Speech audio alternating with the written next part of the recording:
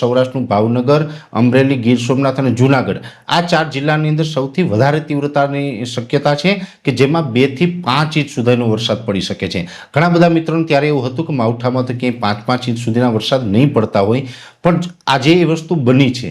છેલ્લા 24 થી 36 કલાકની અંદર જોવા જઈએ તો ગીર સોમનાથ હોય કે અમરેલીના દરિયાકાંઠાના વિસ્તાર હોય, ભાવનગરના વિસ્તાર છે, અનેક વિસ્તારની અંદર 5 થી લઈ અને 6 ઇંચ સુધીના પણ વરસાદ છે। 1-2 સેન્ટરમાં 5 ઇંચ ઉપર પણ વરસાદ જતા રહ્યા છે। આ પ્રકારના વરસાદ થયા છે અને એ સિવાય પણ રાજ્યના અલગ અલગ વિસ્તારમાં છૂટાછવાયા વરસાદી ઝાપટાઓ અને મધ્યમ વરસાદ ચાલુ છે। હવે ખાસ કરીને આગળના દિવસની વાત કરવા જઈએ તો અત્યારે અરબ સાગરમાં જે સિસ્ટમ છે એ ડિપ્રેશનની કેટેગરીમાં છે અને આજે એ સિસ્ટમ છે એ થોડીક દૂર પણ ખસી છે। સવારે એ સિસ્ટમ છે થોડીક નજીક આવી હતી, 382 કિલોમીટર દૂર હતી। આજે બપોર પછીના સેશનમાં સિસ્ટમ દૂર થઈ અને 552 કિલોમીટર અત્યારે દૂર છે। એટલે અરબ સાગરમાં જે સિસ્ટમ સક્રિય છે, જે ગુજરાતના સોમનાથથી 552 કિલોમીટર અરબ સાગરમાં દૂર છે, એ સિસ્ટમ અત્યારે એક જગ્યાએ સ્થિર થઈ ચૂકી છે।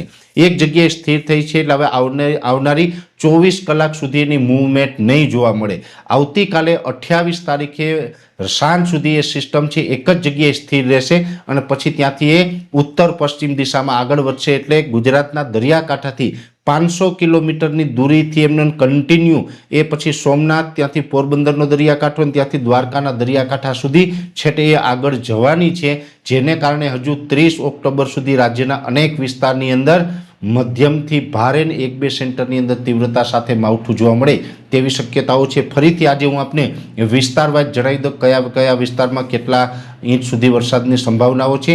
જો પહેલાં તો દક્ષિણ ગુજરાતના વિસ્તારો છે જેમાં ભરૂચ, અંકલેશ્વર, રાજપીપળા, સુરત, વલસાડ, વાપી, બારડોલી, બિલીમોરા, ડાંગ અને તાપી જિલ્લો, આટલા જિલ્લા જે દક્ષિણ ગુજરાતના છે એમાં હજુ પણ લગભગ 30 તારીખ સુધીમાં 1.5 થી 2 ઇંચ અને 1-2 સેન્ટરની અંદર 2 ઇંચ કરતાં વધુ વરસાદ વરસી શકે છે।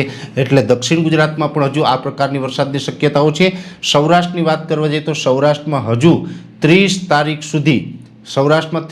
સુધી ભાવનગર, બોટાદના 1-2 સેન્ટર, અમરેલી, ગીર સોમનાથ અને જૂનાગઢ આ વિસ્તાર એવા છે કે જ્યાં 1.5 થી 2 ઇંચ અને અમુક સેન્ટરમાં 2 ઇંચ કરતાં વધુ વરસાદની શક્યતાઓ છે।